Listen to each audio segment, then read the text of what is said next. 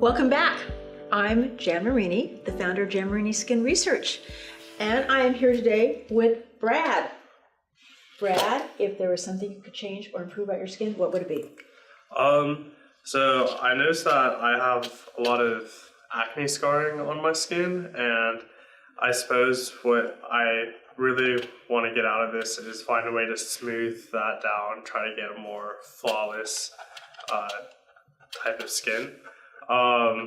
I've also have had troubles with acne going up, and even though my skin isn't like breaking out right now in particular, I've tried numerous methods in the past, and I haven't seemed to really broken that cycle yet. But the main concern with me, I think, is I'm trying to get rid of the scarring any way possible.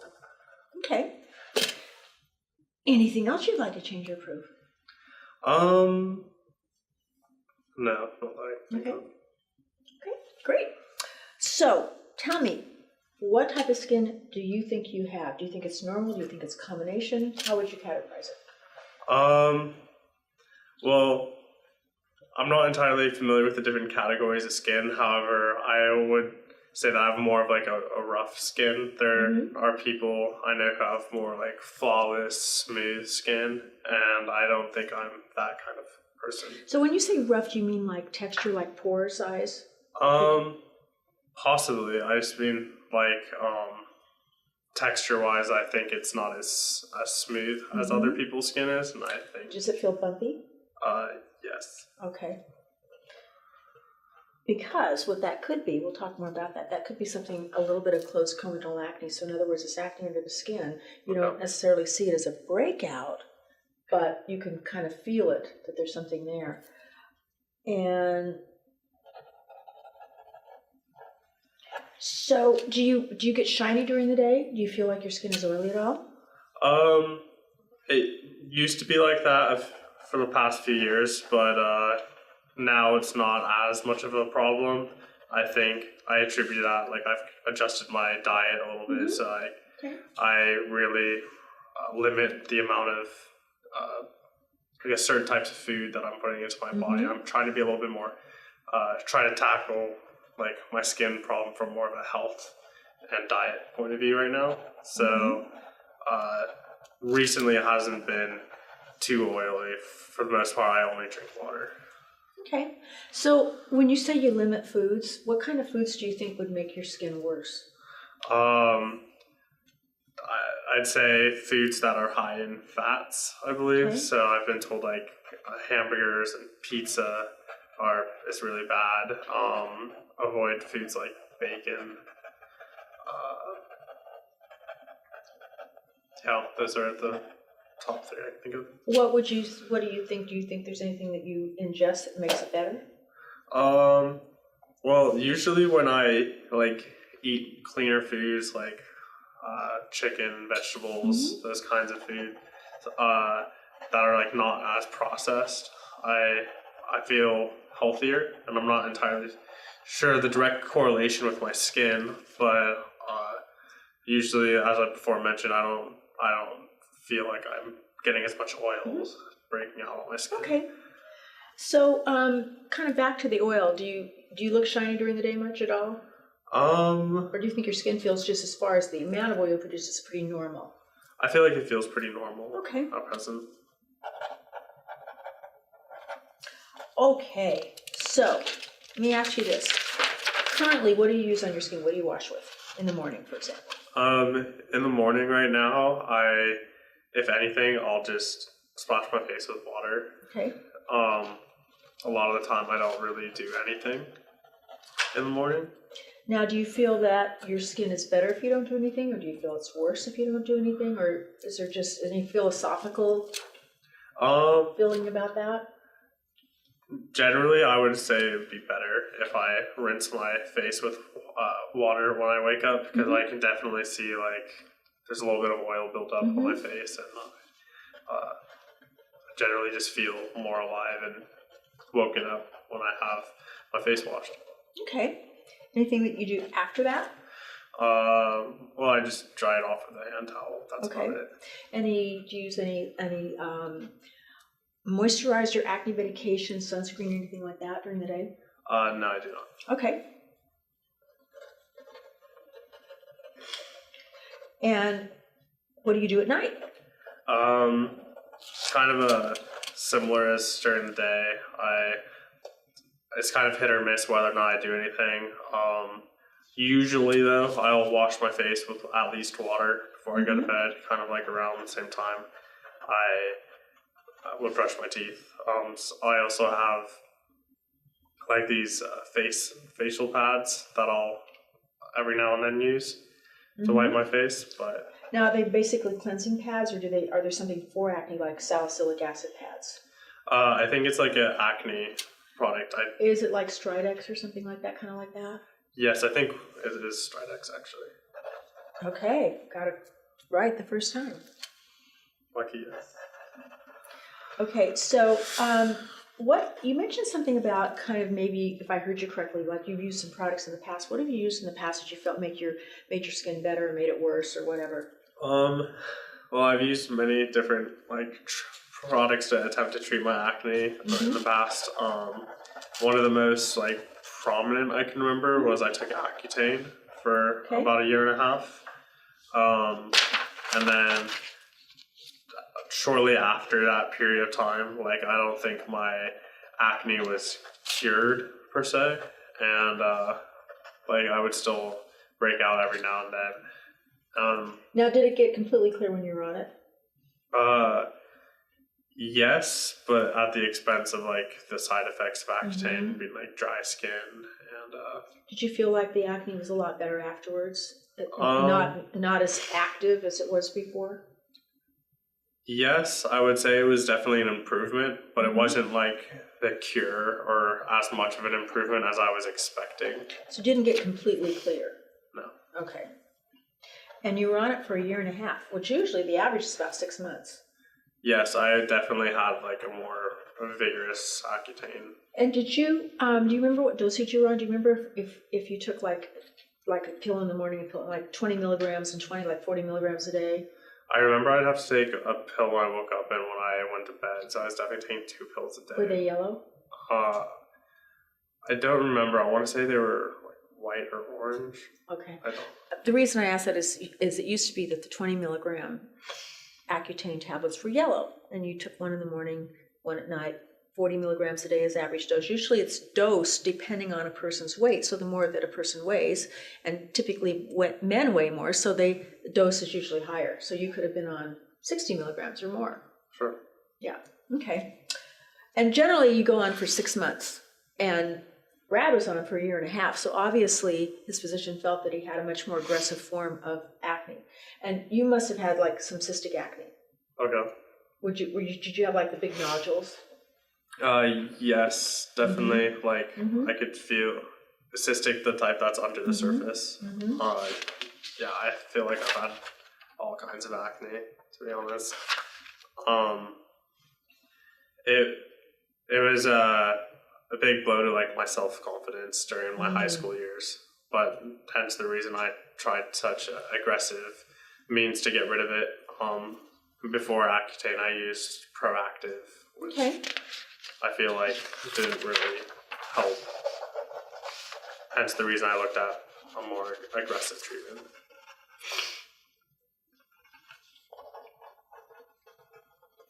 And by the way, I think you may have heard me say this before, but I don't have anything against Accutane. I think that it's a miracle. But there really isn't any cure for acne. Now, people can go in remission. Sometimes people go on Accutane, their skin is clear. It could be clear for a year. It could be clear for 5 years. It could be clear for the rest of their life. But oftentimes it comes back, and it's not unusual. I had somebody just before you that was on Accutane 3 times. So that can happen. Okay, so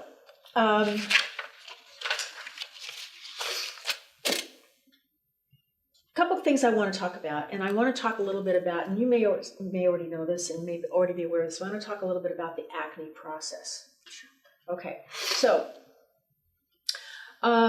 when you touch the surface of your skin, this is known as a stratum corneum, and actually it's a dead layer. So everything that we obsess about in the mirror is a dead layer, And you're shedding cells constantly. They're microscopic cells. You shed about 500 million cells a day, but you're not aware of it. You don't see them. They're microscopic. Now, your follicle, or pore opening follicle, sebaceous follicle, it's actually about as big around as the diameter of a hair, which is hard to believe because I always think of follicles as being these big caverns. But they're really tiny. And inside your follicle, it constantly sheds cells. So one of the reasons that you produce oil is that the oil pushes these cells to the surface, they sit there and they fall off. That's the normal process. Now in people that have a tendency to acne, what happens is the cells stick together. We haven't really discovered the acne gene, but we've discovered one of the inflammatory genes that probably contributes to acne, because acne is an inflammatory disorder. Right. But we also think it's probably hereditary because it runs in families. And you could be the only person in your family that has it or doesn't have it, but typically you've got a mom or a dad or somebody, brothers or sisters, that had acne. So what happens is these cells stick together. Now in the beginning, when they stick together, it's called a microcomedone. And you could have perfect skin, but you've got this little clump of dead cells. And they can sit there and they can be dormant. Or it could take days, weeks, months, and suddenly they start to turn into something that you could see on the surface of the skin. Now what happens in different forms of acne is, one is where the cells keep sticking together and sticking together. Your follicle needs more room. It expands and you see it like as a clogged pore. So you may not have a bump, but you look and you see, oh gee, my pore looks large, and it looks like there's something in there. And that is probably the least aggressive form of acne. Sure. Now, what happens in what we call closed comedonal acne is where you don't have that opening. The cells keep sticking together, they stick together, your follicle gets bigger and bigger inside, and as those cells are sticking together and the oil is trapped in there, it also traps P. acne bacteria. Now, P. acne bacteria is harmless. You could have really clear skin and have colonies of P. acne bacteria, but in your follicle where there's less oxygen, what it does is it eats the oil that's trapped in there. It feeds on the oil and it excretes this inflammatory acid byproduct. Now, this byproduct wears down your follicle walls. If everything stayed in your follicle, you'd never have a breakout. But if that follicle wall wears down, then some of that material goes to the outside and you have an inflammatory reaction. Now, if you get a little leak at the top of your follicle, you're probably going to get like a little red bump, it turns into a pustule. Typically, those aren't too serious. If you have a leak or a rupture lower in the follicle, you're going to end up with a nodule or a mini cyst, hard, under the surface, the bigger ones. If literally your entire follicle ruptures, it's kind of like it blows up, you're going to have a cyst, which is much larger. And the reason why cystic acne scars is because it gets down into the dermis. The inflammation makes its way to the surface and it destroys collagen. So you end up with scarring. It can be different types of scarring. It can be like a divot. It can be ice pick scarring. It can be what we call boxcar scarring, different types of scarring. So it's an actual loss of tissue. Now, some people with acne say they have scarring, but what they really have is they have discoloration. Now, the discoloration can make it look worse, but the discoloration is different than if you have actually something missing or you have an indentation. Okay, so a couple of things you have to do with acne. And you got to do it all the time because I'm a 2-time Accutane failure. My skin is completely clear. But you have to do this all the time. Number one, you have to introduce something into the follicle that keeps the cells from sticking together. Number two, you need to also keep those colonies of P. acne bacteria down to a minimum. You can't ever completely get rid of them, but you can do something that's called bacterial static, meaning that if you do this consistently all the time, virtually the colonies are almost non-existent. If you don't do it, they just spring back up again. And then also, we want to resurface the surface of your skin. Now, here's the good news. The things that we introduce into the follicle that can actually keep the cells from sticking together and kind of interrupt that acne process are the same things that resurface the skin, and they can actually make the appearance of the scars look a ton less, make your skin look smoother, make your skin feel very smooth, and look like it's far more reflective. And believe it or not, I had large pores at one time. And looking at me, you probably would not think that, right? No. Okay, so there are things that we can do. We just have to be really consistent. So with that said, this is what I would recommend for you. Okay, first and foremost, well, let me just say this first. Brad is somebody who's really minimalist with product. Correct.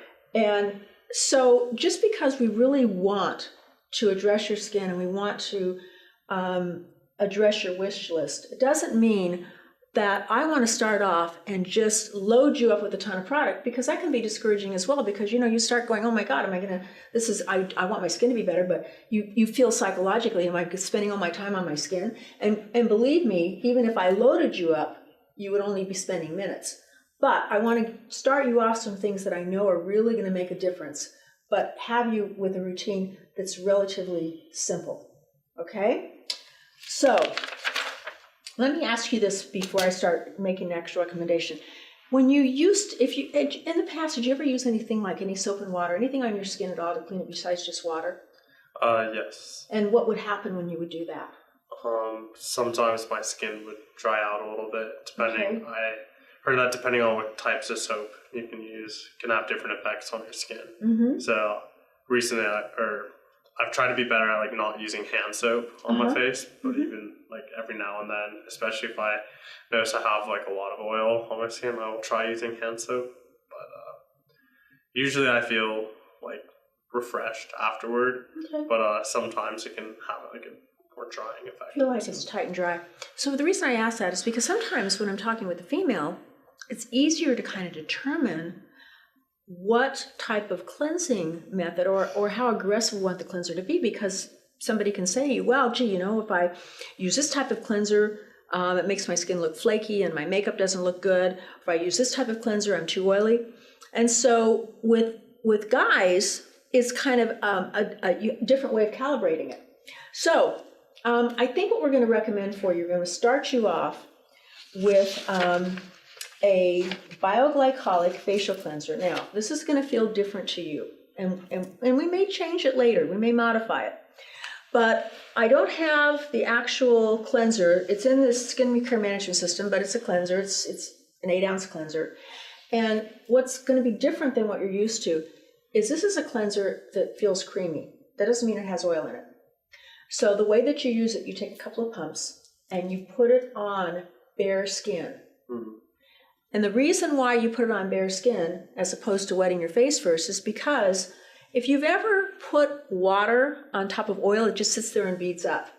But I want this to actually break the oil down. And this is glycolic acid. So glycolic acid, because it's small molecular weight, has the ability to get in your follicle. And it's also one of the things that resurfaces everything. Okay. So what I'm going to do is I'm going to have you work it around really, really well. And then you take a washcloth. You always use just lukewarm water. You take a washcloth to remove it. And the washcloth, that terry cloth, kind of has the texture where it can pick up dead cells, make your skin feel really smooth, that really smooth exfoliated feeling. Mm-hmm. Okay, the next thing that I'm going to have you use is I'm going to have you use something called BioClear. BioClear is glycolic, salicylic, and azelaic acid. So these are 3 acids. That azelaic acid, as an example, is sold by prescription for acne.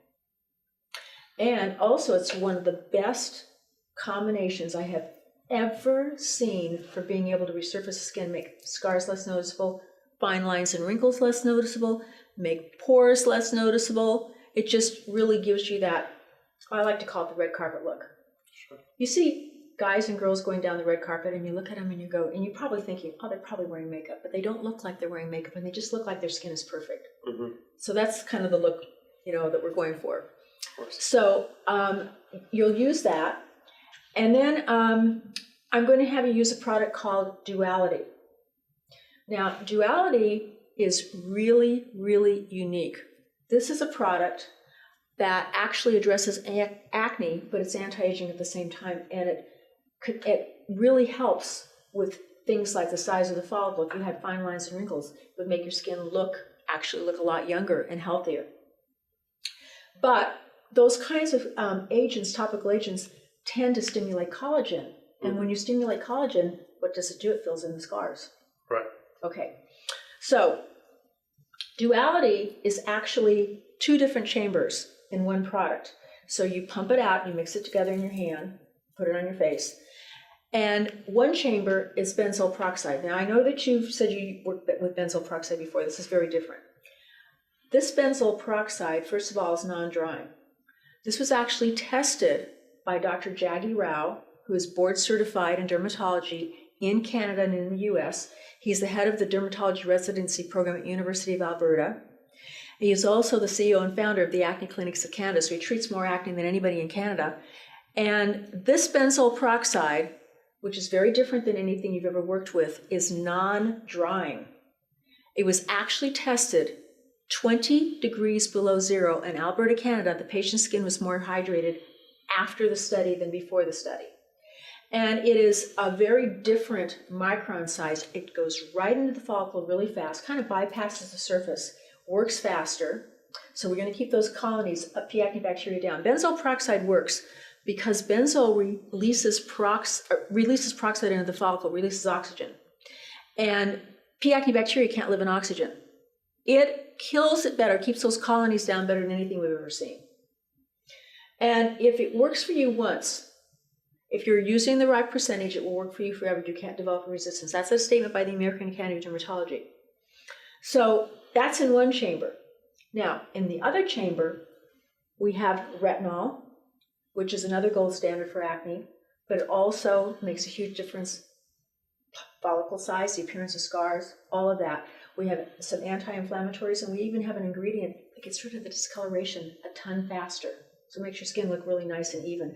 And you know, one of the things with acne is that if you have what's called post-inflammatory hyperpigmentation, where you've got those dark spots, it draws your eye to the scar and it makes it look deeper than it really is. So if you can get rid of that and even it out, people don't see it. The light reflects off it. They don't know that there's anything there. So there's a lot we can do that way. Okay, finally, the other thing that I want you to use is sunscreen. Now this is so critical because every time you get an acne lesion, it's kind of like your skin is a little wounded. And what does it do? When it's wounded, it wants to protect itself. And so it pigments, makes the pigmentation worse. Plus, sun exposure destroys collagen. 80% of your dermis is collagen. So when you've had the sun exposure, then you're exacerbating the type of scarring that you might get. And not only that, but you don't want wrinkles and acne scars. You don't want wrinkles, acne scars, and brown spots. So there's, you know, we want to keep your skin looking just really, you know, young and healthy and beautiful. One of the things that you're going to love about the sunscreen that I absolutely love, it's got such a cult following, is that it has an oil capture system. So any place where you're oily, it actually absorbs the oil, can't absorb the actives, makes your skin feel really balanced. If you're drier, makes your skin feel soft and nice. In fact, men go crazy for the sunscreen because when you're active, it doesn't burn your eyes. And they just love the fact that it doesn't feel like they're wearing anything. So you're going to like that. Now, do you have any questions for me? For most of these, am I to not avoid wetting my face first, or? Well, you can use all the water you want Sure. after you put this on. So what you do is that you can use all the water you want after you work it around, and you take it off with the washcloth, and then you're going to splash your face about 10 to 15 times to get it nice and wet. And one of the reasons why, and this is going to have all the directions and everything, but one of the reasons why I always have people splash their face is that you actually absorb some of that water. And it takes about, I'm trying to remember, I think it's like 15 minutes for it to actually evaporate. So we can use that to our advantage by kind of trapping that water in the skin and again, increasing the moisture content, but doing it without having to do it with oil and emolliency. Okay. Yeah. Anything else I can answer for you? How long would the treatment take before I begin seeing results? You are going to actually see something in the next few days, because when you use glycolic, salicylic, and azelaic acid in the BioClear product, when you get that immediate kind of exfoliation, because what it does is it dissolves and dislodges the glue-like substance or cellular cement between cells in your follicle but on the outside of the skin.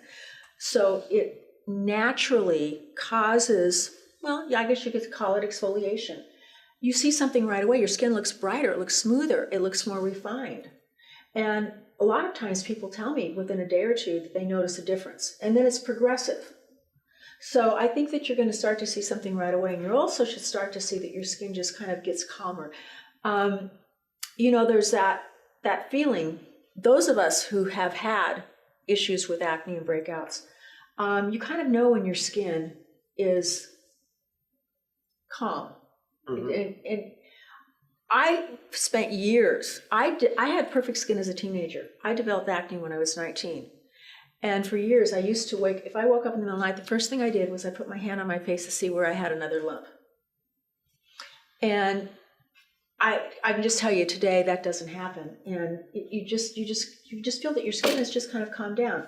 Now, one other thing, by the way, I'm glad I remembered this. I want to talk about food for a second. Sure. Because you're kind of on the right track. You really are. But maybe for some reasons you don't know. Okay. A couple of things that we know conclusively. Milk causes and exacerbates acne. Okay. And a lot of people think, oh, that's because we give hormones to cows. It's because throughout the world and in the U.S., we keep cows pregnant and continue to milk them. Mm-hmm. Now, if a cow is pregnant in the wild, it automatically will push its calf away. It no longer allows the calf to nurse because there's certain hormones that they're producing. You could go to virtually any supermarket. You could go to Whole Foods. I don't care if it's organic milk or whatever, and you're going to find probably, I think it's something like 17 different hormonal substances in milk. And probably there are people that can drink milk. Doesn't bother them at all. Just like there are people who are 95 years old and they say, oh, I smoked my entire life. The rest of us would get cancer. Right. And the rest of us get acne. So that's one thing that we know conclusively. The second thing, and again, you're on the right track, is it has to do with the glycemic load. Mm-hmm. So you probably know about this. There's the glycemic index. Glycemic index is the number that you assign to a food that determines kind of like how it affects it from a sugar standpoint, how it's going to affect your like insulin levels or whatever. Well, obviously, a candy bar would have a higher glycemic index than a piece of whole wheat bread. But the glycemic load has to do with what happens when you process it. And sometimes it's very surprising. For example, you might say, if I said, what's worse, a quarter cup of sugar or the best piece of whole wheat bread that you could possibly find, you'd probably say, oh, well, the whole wheat bread. In terms of the glycemic load, you will get more of a glycemic response from the bread than the quarter cup of sugar when it breaks down. Now, what happens is when you are eating a lot of carbs, even if they're good carbs, you kind of have to keep that carb level down low, is that some people, in order to, their insulin levels go up in response. And some people, in order to get the insulin levels down, what do? They produce testosterone, more testosterone. Mm-hmm. Now, not that you don't want testosterone, but you don't want the kind of you don't want it in from the standpoint that it's going to have an effect in your follicle and cause and exacerbate the acne. So this is an area that's really being looked at today because a lot of physicians feel that when they put patients on a lower glycemic type of diet, that it definitely makes a difference in the pustule count and the overall look of the skin. So, meat, fish, chicken, broccoli, asparagus, sweet potatoes, low carbs. Mm-hmm. Okay? Yep. Anything else you can think of to ask me? Does consumption of alcoholic beverages affect the skin adversely in any significant way? Probably, because it's probably high carb. Of course. Yeah, I know. Understand. I know.